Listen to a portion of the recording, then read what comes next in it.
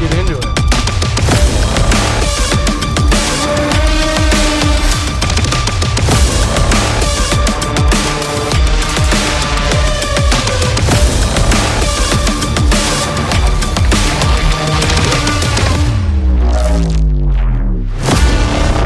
Good morning, it is Saturday, May 31st, and I am headed to a gravel race. One of the only local races that I get to attend, so it's kind of nice. I've only got to drive up into the hills a little bit. So gravel race is called the Angry Horse. I've done this a couple times. The course is amazing. It doesn't look like the attendance is huge this year, about 13 people in the long. There's a short course that has like 30. There's 27 to be exact, so 13 in my race, but there are some heavy hitters, so it's a beautiful course. I'm just looking to enjoy and just try to hang on to those front guys as long as I possibly can without blowing up. So excited to see how it goes, so let's get into it. So here's a quick little course profile and a view of the map of the course. Right here is Idaho Falls, the town that I live in. Over here is Swan Valley, which means that Jackson Hole is that way a little bit further. So we're just right up here in the foothills and the mountains southeast of Idaho Falls. For the first 8-ish miles from about here to here, that is all pavement, and then the entire rest of the course is on gravel roads. Most of the gravel is just exquisite. I mean, just perfect gravel. It's just amazing.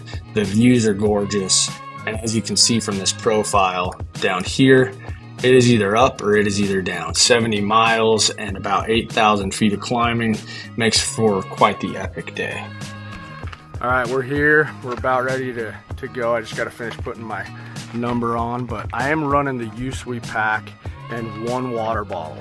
Hoping this will get me through the whole thing. It's about 2,000 milliliters, so 2.5 big bottles and then one bottle. So should be good running Formula 369, of course, and if I do run out of water, there is an aid station I can stop at.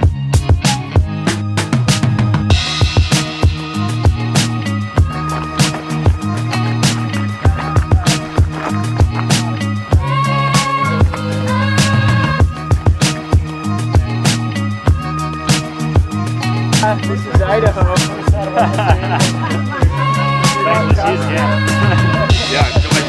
No way. I really appreciate this. This is something now near and dear to my heart. So just be safe, have fun. Let's just do a 5-second countdown.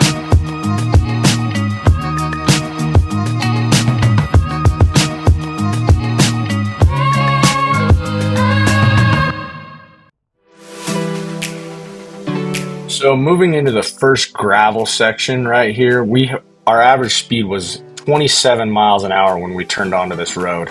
And this gravel right here is sketchy. It was probably the sketchiest gravel of the whole race. And we averaged 25 miles an hour on this section as well. So very beginning of this race, just right out of the gate, we were just screaming, kind of giving us a glimpse of what the entire day was going to look like.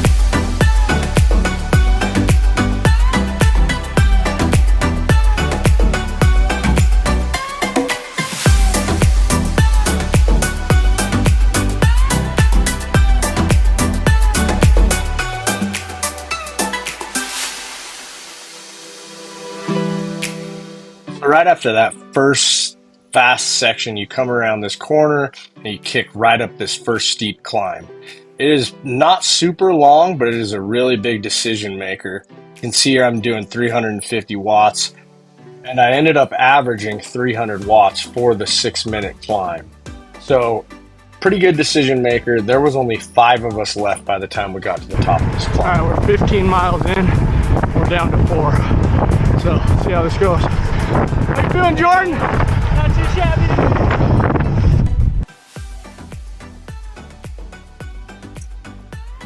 Okay, so by this point, we had now turned off the main road and started on the official long course. The short course goes straight where we turned off, and the 5th guy that was with us actually was in the part of the short course. So it turns out there was actually only 4 of us, and there was Jordan from Pocatello, Will from Pocatello, and Sam from Park City. At this point last year, there was still probably 9 or 10 of us, so the pace was just scorching right out of the gate.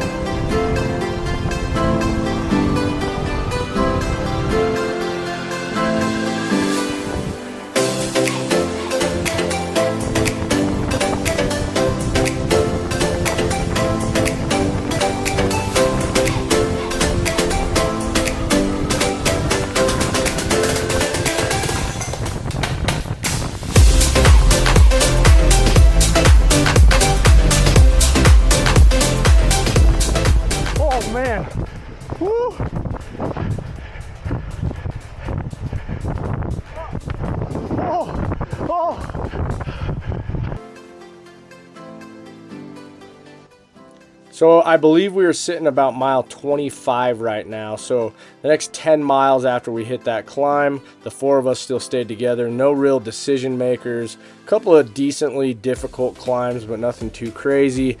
And then right here we are hitting this big steep descent, pretty sketchy, right before we head into the next series of climbs, which feels like it just never ends.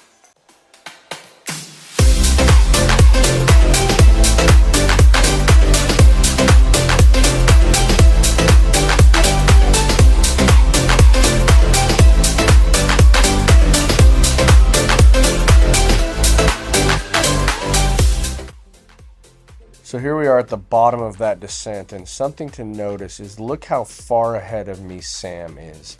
He is just a wicked fast descender. He's got a lot of mountain bike experience. So I knew that he was super good at descending, so that will come into play later in the race.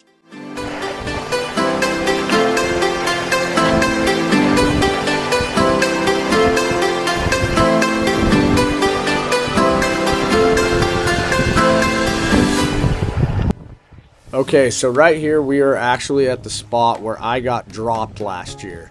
Remember, going into this spot last year, there was still about 8 of us. We had dropped 1 on that last section, but I got dropped at about mile 28. So I had 40 miles solo last year until I caught somebody else, but that's a different story. Anyways, when we got to this point this year, we still had a ton of climbing to do. As you can see in this profile right here, this is where we were at. This is also where I got dropped last year, but I was actually still feeling really good at this point and thinking, wow, I might be able to hang on with these guys.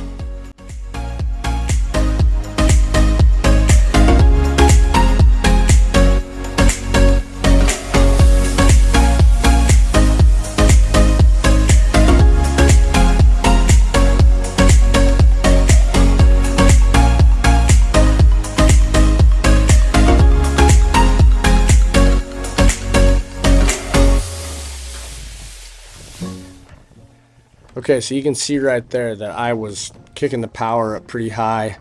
Will and Jordan attacked, and then Will followed him.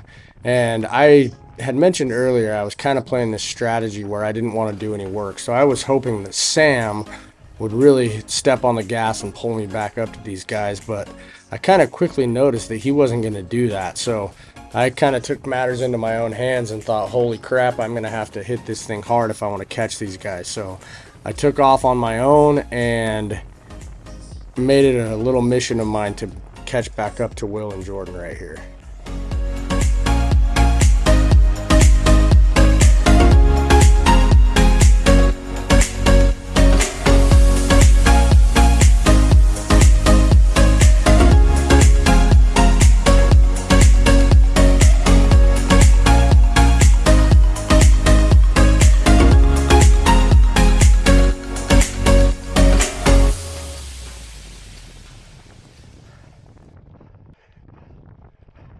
At this point, I kind of wish that I had a reverse camera because I had realized that we dropped Sam, which I was a little bit shocked about because he won last year. So when we climbed this hill right here, I could still see Jordan and Will, and I knew that if I descended fast enough, I could catch them. I did not get it on camera, but I actually was able to descend super fast, and I caught up to these guys for a brief second. Right as I caught up to them, boom, here comes the next hill. And I just was not able to hang on to them after that because I had burned too many matches.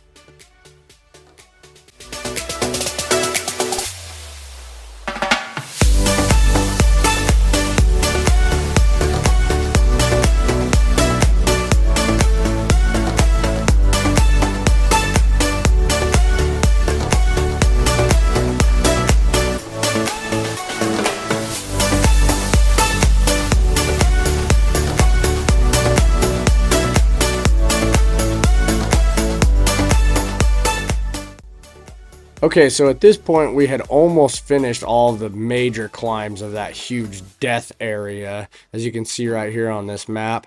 And we were also moving into like some of the prettiest areas this entire course. But I did know that Sam was not far behind me, and that guy can descend very fast. Also at this point my camera started acting up, so I wasn't able to film much.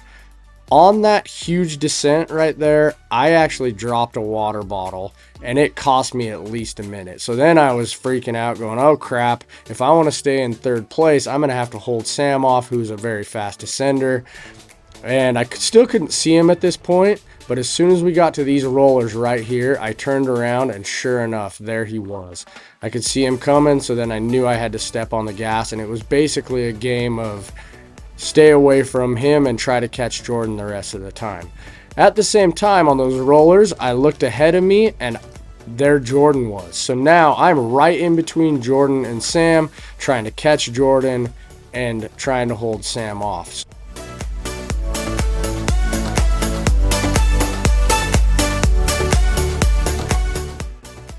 Okay, so here we are skipping all the way to the final climb with my camera acting all funny. And when we got to the descent of the last climb, there Sam was chasing me. I knew he was super close. And if you look right here, there's Jordan just barely up there in the distance. So we were basically playing this game all the way up this climb, all the way down the next descent, and all the way through the rollers, all the way through to the finish line. I even got this message from Jordan on Strava afterwards.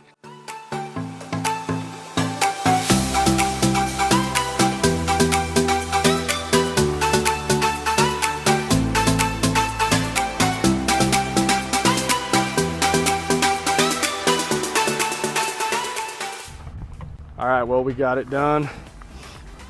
I ended up finishing in third. Just absolutely scorching speeds. Will is just on another level. Jordan was about a minute in front of me at the finish line. And I think for probably about the last, I'd say 30 miles, he was 1 minute in front of me. We must have just been doing the exact same effort. So overall, it was a freaking blast. That course is beautiful, and I'm stoked to be in third. I think I'm just destined for third. I got third in this last year, I got third in Bear Lake, and I got third here again. So I'm just destined for third, but man, we were screaming. I need to go, I'll pull up and display a comparison of this year's speeds to last year's. So yeah. Okay guys, just to kind of summarize and wrap up this race in 2025, I did this exact same course, exact same race last year, 1 year prior to this, and I was 1.5 miles an hour slower. So 15.4 miles per hour average speed last year. This year was 17 miles an hour, and I finished still in third place, and I think Will finished like 10 minutes ahead of me. This is what's even crazier to look at here. So last year, 2024, my total moving time, which I didn't stop at all, 4 hours and 35 minutes. So if we scroll up here and look at this year, we are 4 hours and 8 minutes, nearly 30 minutes faster. So just to kind of wrap this up, yes, I got third place again, but I am very happy with my fitness during this. It's hard to, you know, it's easy to get kind of bummed out and say, oh man, like, yeah, I'm a lot more fit, but I still finish in third. But man, cutting off 30 minutes makes me pretty happy. Super, super pleased with that I was able to hang on with those front guys so much longer this year, and just happy where my fitness is overall. Super fun race. Can't wait to do it again. If you are ever in Idaho, come check it out. If you like videos like this, once again, please subscribe. Check out the channel. I'm going to keep doing videos like this and also some product reviews and stuff. So like this video, watch the whole thing, and subscribe. Thanks, guys.